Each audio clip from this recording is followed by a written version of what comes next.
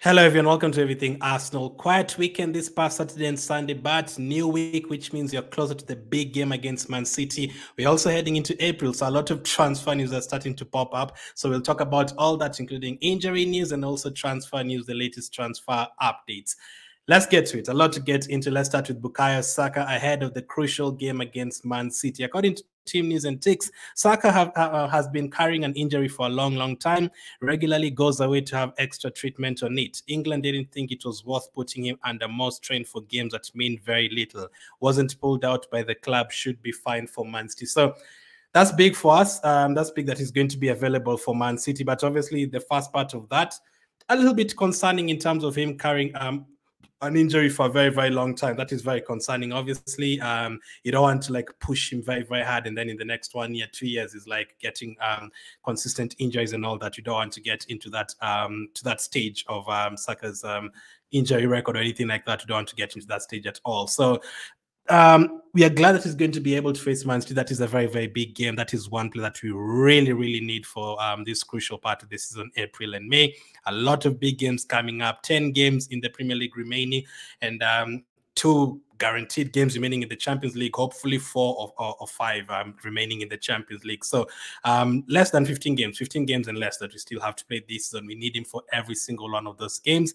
Maybe 1 or 2 we could afford to rest him, but as you've seen, the injury record, not injury record, him carrying injury and us playing him every single time and England playing him every single time, we need a backup this transfer window. We definitely need a backup. That is one player that we're definitely looking to get a backup for because he's playing too many times. And literally since like 2020, he's been carrying us. Like there's a part where 2020, 2021, 2022 there, he is literally doing everything for us. Now, recently, we've gotten players like, Trossard who scores some goals here and there, Havertz scores some goals here and there, Odegaard. The last 2 seasons has been incredible, Martinelli. But at the beginning of like 2020, 2021, Saka was the only one we had. Odegaard was not yet there. Martinelli was, not yet in the first team. And it was basically Saka and Smith. And then Saka was obviously on a different level, and we had to depend on him for such a long time. Luckily, these days, we don't have to have him every single time. We don't depend on him to like create everything for us and score every single goal for us. Sometimes he's very quiet in the game and we still manage to win the game. But that shows you how much we need the backup. If you go to like a Man City, sometimes if you see Foden playing 3-4 games in a row, and then you won't see him for like a full month. He'll disappear for 2 Champions League games and 2 Premier League games. He's on the bench because Grealish can play on the left side. Sometimes Bernardo Silva comes on. Sometimes they play Nunes. Sometimes they play Doku. Sometimes De Bruyne is back and he plays in that number 10 role. Like different options. You need different options. For us with Saka, we don't really have any options. I mean, yes, we do in the terms of like Nelson, but would you really trust, Nelson against a Man City or Liverpool at home, or, these crucial games we've been playing like FC Porto at home? Would you really trust him? It doesn't look like it does, and I'm sure most of the fans won't as well. So we definitely need a backup, but glad that he'll be fit for this Man City game. We need him. It's great to have all the other players back, like Tomiyasu and those guys, Partey, but you don't want to like have one back and then the other one gets injured. No, we need all of them. He didn't play the last time he played against Man City. Jesus played on the right side and played really well, but Saka adds something to the team for sure. Like if you have, and Man City's defense is not the greatest, so if you have Saka there, like attacking them, whoever's on that side, Akanji, Ake, whoever, it's going to be good for us. It gives us a better chance of getting something from that game than not having Saka on the pitch.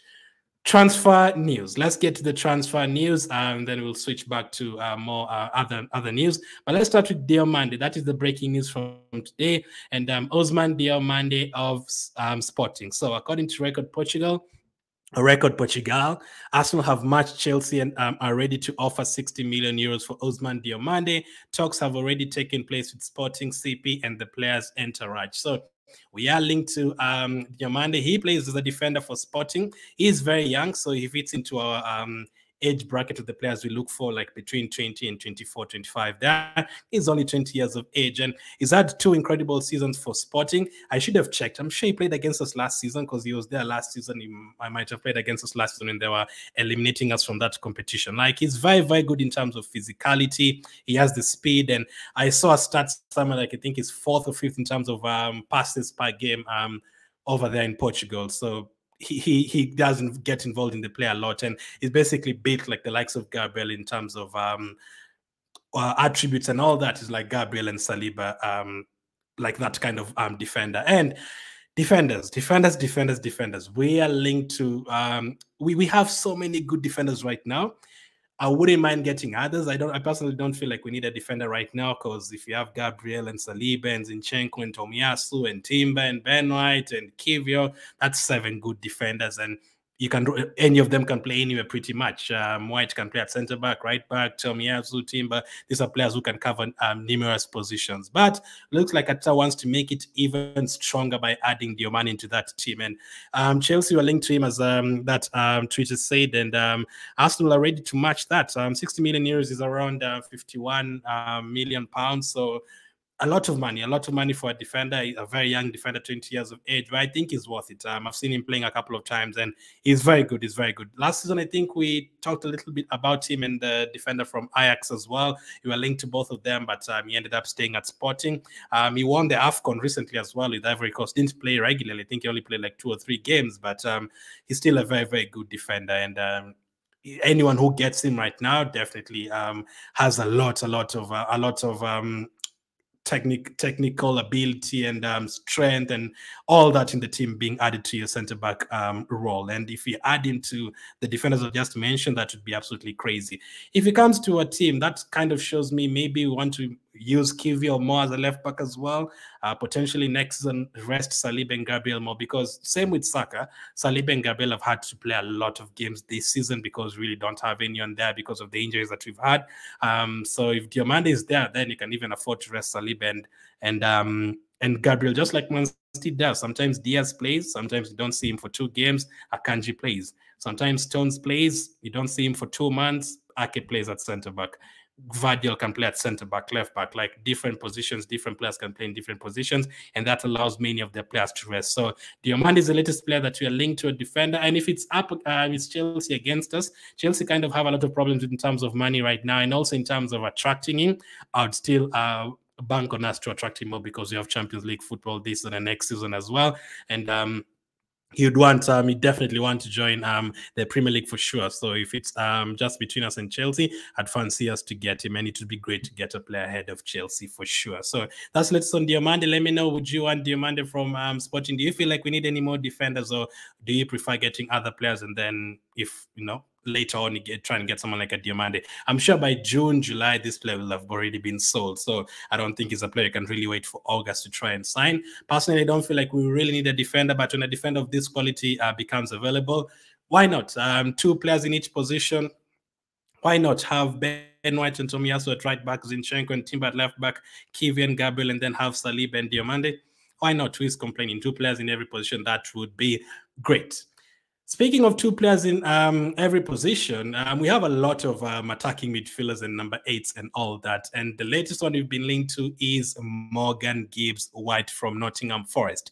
According to reports, Arsenal are keeping tabs on Morgan Gibbs White, another White. We are linked to another White, and are now monitoring his availability with interest, as Nottingham Forest weigh up cashing in on the player after being found in breach of Premier League profit and sustainability rules. So there were recently deducted points, Nottingham, and to not get into even deeper trouble, especially if they stay in the Premier League and they survive in the Premier League, they will have to sell some players. And some of the players that can, give them money are players like Morgan Gibbs White. Most of the other players in the Nottingham Forest team, I don't think they're going to get money for them. For example, Matt Turner, who else? Someone like a Kuyate, Awani, maybe a 15 million or something. Elanga and Hudson-Odoi recently signed. I don't know how much they would sell them if they became available. But Morgan Gibbs White, a player that they signed for, I think, 42 million from Wolves, is a very, very good player. I always watch him, and he's very, very good. I also have him in my FPL team. That shows you how much I rate him. He's very good. Takes some set pieces and he gets himself into very good positions, and he's very technical in those midfield positions as well. So we are linked to him. Although that position, though, it depends on which players we sell and all that. Again, that's another position I don't feel like we really need someone. I feel like we need a striker, a defensive midfielder, and a winger. That position that White is coming to play, he can be a backup for someone like an Odegaard. That is fine. He can play the number 8 role. If Rice is playing the number 6 role, that is fine. But those positions, unless we are selling Smith Rowe and selling Fabio Vieira and selling those guys, then maybe. But right now, that number 8 and number 10 position, Odegaard can play there, Vieira can play there, Smith Rowe can play there, Trossard can play there, Havertz has been playing there for most of this season. We have 6, 7 players who can play there. Declan Rice, you can push him to that position, number 8 position, and he can play there as well. Like, we have a lot of players who can play in those positions. And we don't even get to see players like Fabio Vieira and Smith Rowe because there's literally no space, and someone like an Odegaard is a must to have in our team, so I don't really get to see him. But Gibbs White is a very, very good player. Depends on how much they're going to ask for. If you tell me Gibbs White is going to cost somewhere between 22 to 28 million, just like Trossard did, is a player I'd definitely gamble on. But is he going to be a start in the Arsenal team? I don't think so. Maybe a backup. But having a backup like this, I'm not going to complain. But that would come after we sign a striker and a wing and a midfielder for me. Gibbs White is very, very good. But we have other positions to sort out. Unless he becomes, very, very cheap and then you can't wait, you just have to go for him. Fair enough. But let's see how that one develops. They went on to say something about, Nottingham Forest having problems and having to sell him, and him probably being cheap and us still gaining interest for him and all that. So let's see how it works out. If Smith Rowe and Fabio Vieira are sold and it creates space, then maybe you can see him coming to the team. But if they all stay, then it just becomes too congested in that midfield area. Remember, it's not the only player we want from Nottingham Forest as well. You're linked to Murillo, another defender this time from Nottingham Forest. I talked about him 3 or 4 days ago. Make sure to check out that video.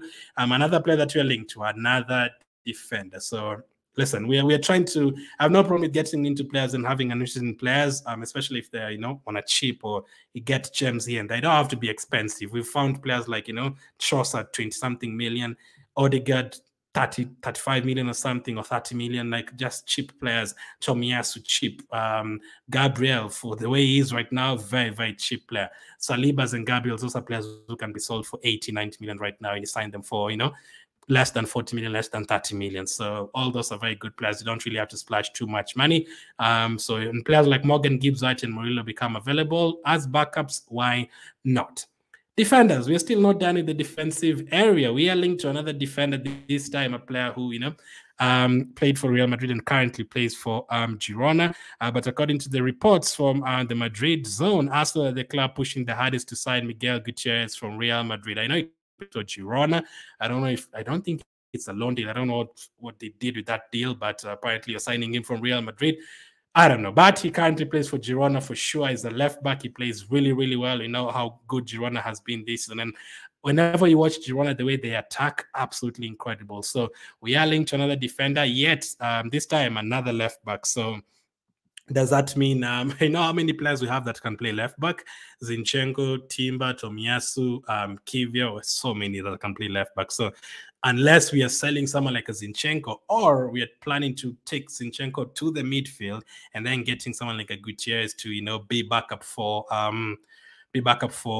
who at left back, Timber, Tomiyasu, whoever is going to start there regularly. I'm guessing it's going to be Timber when everyone is fit. Then I can't see it happening unless Zinchenko is pushed to midfield, unless it just wants to make the defense completely solid, like concede 10 goals in a season and that's all. But if we do end up signing a Murillo or someone like a Gutierrez, then that is definitely over for someone like a Kieran Tierney. I can't see him returning to Arsenal. That will be too many defenders in the team. And also Nuno Tavares. We have 2 left backs on loan right now, Tavares and Tierney. And if we sign any other defender, I can't see them returning. Then we'll have to sell them and hopefully get some money from Tavares and Tierney. And I don't see them returning anyway, so we have to move on from that. So that's the latest in terms of defenders, but we are not done there in terms of transfers. We are also linked to another goalkeeper. We talked about the Las Palmas goalkeeper a couple of weeks ago. We also talked about a goalkeeper we are linked to from the MLS. This time we're linked to a goalkeeper from Real Madrid. And no, it's not Courtois. It's Lunin. Arsenal are interested in Andre Lunin following his great performances this season and for Real Madrid. So he plays for Ukraine, so Zinchenko can tell him a few things here and there about joining Arsenal. I watched him when they played against Leipzig. Now, they signed Kepa because Courtois was injured. So if Evan is fit, like 4 or 5 months ago, he'd be the third goalkeeper behind Courtois and Kepa. But Kepa started making mistakes and Lunin is back in goal. So when Courtois has gotten another injury, so I'm not sure how long he's going to be out for. But if Courtois, let's say, return or they send another goalkeeper, Looney will still be number 2 or number 3. But do I really see him coming to Arsenal and becoming the number 2 at Arsenal, like coming from Real Madrid number 2 and then coming to Arsenal to be number 2 as well? Unless he really wants to play the Premier League and he feels like he's achieved everything in Spain, which I don't think he has, then I can't see it. Because if we were promising him first team football, then he might have to make a decision. But in terms of goalkeepers, we have David Raya, and David Raya is going to be our number 1. We're about to sign him. But we definitely do need a backup. And Ramsdale, definitely, I'd say probably leaving, 80% chance Ramsdale is leaving. And you have to look at other goalkeepers that we can bring to be the number 2. And Lonin is the latest goalkeeper that we are linked to. Sorry. That's the list in terms of goalkeeper. There's now 3 goalkeepers that you're linked to: Lonin and also the Las Palmas goalkeeper, I've forgotten his name, and I think New England Revolution goalkeeper, something from the MLS. So interesting. It's going to be a very exciting transfer window. I just know, like, in terms of our players leaving and players coming in, we're expecting news on, Nelson, Smith Rowe, Tierney, Lokonga, Ramsdale, Tavares, potentially, let's find the latest on Gyökeres and Ousmane and Tony and all those guys, players who could still be leaving, Cedric Elneny and also Nketiah. Speaking of Nketiah, here is the latest on Nketiah, according to reports. We know that we are going to hear a lot about Edin Nketiah this transfer window, and it's already started as well. This is according to, I think, Fabrizio Romano. The future of Edin Nketiah at Arsenal is up in the air, as there is a real possibility that the player will leave the Emirates Stadium this summer.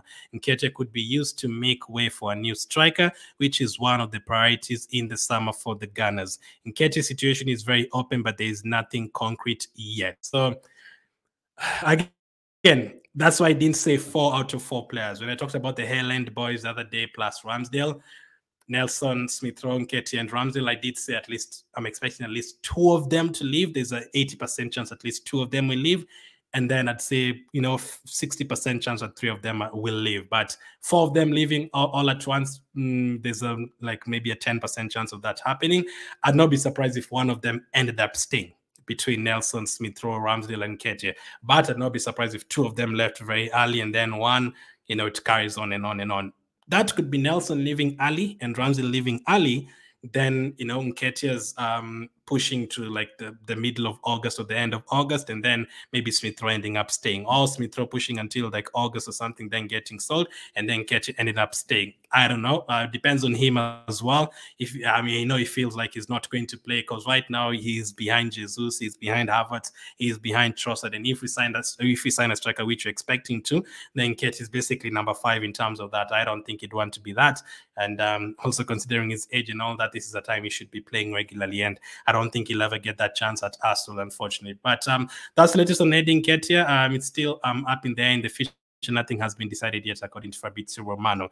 Now, out of transfer news, back to international football, Declan Rice. He played, I think, the full 90 minutes against Brazil. It is a slow game, it's kind of a dull game, but he was still on the pitch and he's still making moves and all that. And everyone else got subbed off apart from him, I think, and Foden. Looks like he's going to start yet again tomorrow against Belgium. And listen, it's big for him because it is his 50th cap. And according to Gareth Southgate, Declan Rice will be the captain for England tomorrow. Listen, well done to him. Congratulations to him on being captain for England and his 50th cap. Happy for him. As I said, I'm an Arsenal fan first, but listen, if these players play for their countries and, they make achievements and they win the Copa America, the AFCON, the Euros, the World Cup, whatever it is, well done to them. I cannot argue with that, but obviously we want them to be fit, especially Declan Rice for Man City. There's no way we survive that game without Declan Rice there. So listen, captain your team, 35 minutes, and then sub him off Southgate. Don't play him for another 90 minutes, man. Let's be fair. He subbed off everyone from Chelsea, Man United players came on. Take him off early as well. Don't let him play 90 minutes in a row in friendly matches. So that's in terms of Declan Rice. Congratulations to him. Let me know what you make about all that we've spoken about. Declan Nketiah, Gutierrez, left back. Do we need a left back? Lunin, would you be happy with Lunin as a backup goalkeeper? Or do you think he can come and give competition to Raya? What do you think of Gibbs White? Do we really need another attacking midfielder? And also Diomande, do we need another defender, another centre back, and also Bukayo Saka? Can we survive Man City without Saka, or are you just what do you think we should do with the Saka situation this transfer window? Should we be trying to sort that out fast? Let me know. Thank you for watching. Make sure to hit the like button, support the channel, and I'll catch up with you guys on the next one.